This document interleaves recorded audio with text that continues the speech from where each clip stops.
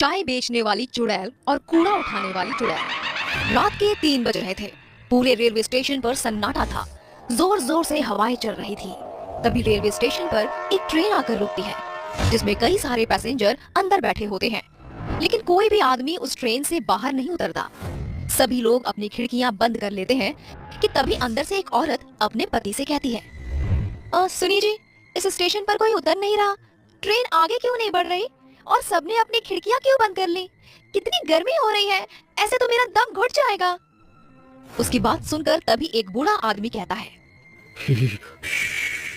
चुप करो, कुछ मत कहो। अगर अपनी और हमारी जान की सलामती चाहती हो तो भगवान के लिए चुप रहो। वो दोनों चुड़ैल बाहर ही है अभी। तभी उनके आगे वाले वीआईपी डब्बे में एक परिवार होता है जो नैनीताल से अपने गांव सहारनपुर जा रहा होता है। लेकिन एक राघव नाम का लड़का, मैंने पहली बार किसी स्टेशन पर इतना सन्नाटा देखा है। राघव को वहाँ एक कूड़ा उठाने वाली और एक चाय बेचने वाली के अलावा और कोई नहीं दिखता। तभी उसके पास चाय वाली औरत आती है। चाय, गरम चाय वाली, चाय गरम, चाय वाली साहब, गर्मा गर्म चाय ले लो। चाय अरे सुनो, कितने की चाय है? साहब, केवल 10 रुपए की। ऐसी चाय आपने कहीं नहीं पी होगी। राघव अपनी खिड़की से हाथ निकालकर उस औरत से चाय लेने लगता है, लेकिन वो औरत राघव का हाथ पकड़ लेती है और देखते ही देखते वो एक भयानक चुड़ैल बन जाती है। चुड़ैल, हे भगवान, ये चुड़ैल कहाँ से आ गई? बचाओ, अरे मुझे कोई बचाओ। चुड़ैल राघव का हाथ काट देती है, जिसके बाद कूड़ा उठाने वाली चुड़ैल उसकी मुंडी काटकर अपने बोरे में डाल लेती है। नहीं छोड़ूंगी, किसी को भी नहीं छोड़ूंगी, सबके सब मरेंगे।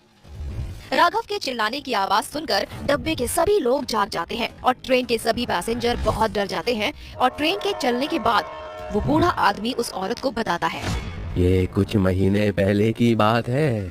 संबलपुर गांव से 2 बहनें रीता और सीता शहर जा रही होती हैं। वो दोनों ट्रेन में बैठ जाती हैं, जिसके बाद ट्रेन चलने लगती है। तभी रीता सीता से कहती है, बहन, अगर चाचा ने हमें अपने घर में नहीं रखा तो हम इतने बड़े शहर में क्या करेंगे? देख बहन, हमें कुछ तो करना ही होगा, क्योंकि अब हमारे साथ हमारे माता पिता नहीं हैं जो हमारी देखभाल कर लेंगे। हमें खुद ही अपना ख्याल रखना होगा। उस स्टेशन पर एक कूड़ा उठाने वाला था और एक चाय बेचने वाला। ट्रेन के सभी पैसेंजर सो गए थे कि तभी सीता रीता से कहती है, बहन, बहुत जोरों की भूख लगी है, चलो चाय पीकर आते हैं। वो दोनों बहनें सुनसान स्टेशन पर ट्रेन से उतर जाती हैं, जिसके बाद सीता चाय लेने जाती है। वहीं रीता को प्यास लगती है, इसीलिए वो पानी पीने के लिए कूड़ा बिनने वाले से पूछती है, भाई साहब, मुझे बहुत जोरों से प्यास लगी है, क्या यहाँ पानी मिल जाएगा? कूड़ा बिनने वाला उसे बहुत ध्यान से देखता है, जिसके बाद वो उसे कहता है, उस कमरे में पीने के पानी की टोंटी लगी है, जाओ पी लो। रीता पानी पीने के लिए उस कमरे की तरफ जाने लगती है कि तभी वो कूड़ा बिनने वाला उसके पीछे पीछे आता है और कमरे का दरवाजा लगा देता है। अरे भाई साहब, ये तुम क्या कर रहे हो? दरवाजा खोलो, मुझे बाहर जाने दो। ऐसे कैसे जाने दूं? पहले वो काम तो कर दूं जिसके मुझे पैसे मिले। क्या चाहते हो तुम? साफ साफ बोलो। रीता बहुत डर जाती है।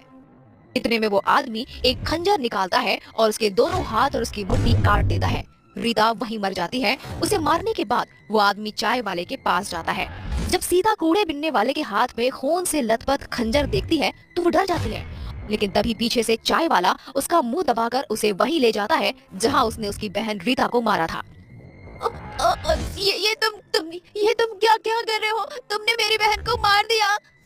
सीता कुछ कहती इससे पहले उस आदमी ने उसके दोनों हाथ और उसकी मुंडी काट दी। उस दिन दोनों बहनें मर जाती हैं। उनकी मौत क्यों हुई आज तक इस बात का पता नहीं चला। सरकार ने भी उन दोनों बहनों की मौत का पता नहीं लगाया, लेकिन उस दिन के बाद वो दोनों बहनें भयानक चुड़ैल बन गईं, जिसके बाद वो रेलवे स्टेशन से उतरने वाले हर एक पैसेंजर के हाथ और उनकी मुंडी काट देती हैं। लेकिन अगर ऐसे ही रहा तो वो दोनों चुड़ैल तो कई लोगों को मार देंगी। हाँ बिटिया, मैं जानता हूँ, इसीलिए मैं संबलपुर गांव से शहर जा रहा हूँ, जहाँ वे दोनों बहनें जा रही थीं। शायद वहां जाकर मुझे उन दोनों बहनों की मुक्ति का कोई रास्ता मिल जाए। वो बूढ़ा आदमी शहर में उन दोनों बहनों के रिश्तेदार यानी उनके चाचा जी के घर जाता है, जहां उसे पता चलता है कि उसके चाचा कुछ समय पहले ही गुजर चुके हैं।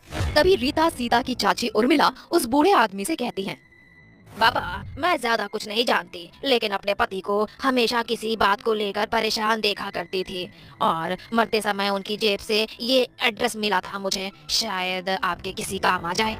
वो बूढ़ा आदमी उस एड्रेस पर पहुंच जाता है, जहां उसे एक बहुत ही जाने माने तांत्रिक बाबा मिलते हैं, जो उस बूढ़े आदमी से कहते हैं, उन दोनों बहनों की मौत उनके चाचा नथु लाल ने करवाई थी। वो चाहते थे कि उनके मरने के बाद गांव की सारी जमीन वो हड़प ले, लेकिन उन दोनों बहनों की मौत के बाद वो दोनों चुड़ैल बन गईं और नथु लाल को रेलवे स्टेशन की कहानी पता चली तो उसे डर के मारे हार्ट अटैक आ गया। बाबा, मेरी मदद करो उन दोनों बहनों को मुक्ति दिलाने में। उन्हें मुक्ति नहीं मिली तो वो ऐसे ही सबको मारती रहेंगी। वो बूढ़ा आदमी तांत्रिक बाबा को रेलवे स्टेशन लेकर जाता है और जैसे ही रात के 3 बजते हैं, वो दोनों चुड़ैल सामने आती हैं और जोर जोर से हंसने लगती हैं। चले जाओ यहाँ से, ये रेलवे स्टेशन मेरा है, मैं सबको मार दूंगी। हम तो तुम्हें केवल यहाँ तुम्हारी मौत का कारण बताने आए थे। क्या? हमारी मौत का कारण? तांत्रिक उन दोनों को उनकी मौत का कारण बताता है, जिसे सुनकर वो दोनों रोने लगती हैं। तभी तांत्रिक बाबा उसके चाचा नाथूलाल की आत्मा को बुलाते हैं और इसके बाद नाथूलाल गिड़गिड़ाते हुए दोनों चुड़ैलों से माफी मांगता है। बिटिया, हमका माफ कर दो, हमसे बहुत बड़ी गलती हो गई। मुझे अपनी गलती का बहुत पछतावा है। जैसे मैं इस दुनिया को छोड़कर चला गया हूँ, तुम भी मुक्त हो जाओ। ये सच बात है कि अक्सर अपने ही हमें धोखा देते हैं, लेकिन अब हमारा यहाँ रहना भी ठीक नहीं है। हम दोनों मुक्ति चाहते हैं। तभी तांत्रिक बाबा उन दोनों के ऊपर पवित्र जल छिड़क देता है, जिससे वो दोनों चुड़ैलें जलने लगती हैं और उन्हें मुक्ति मिल जाती है।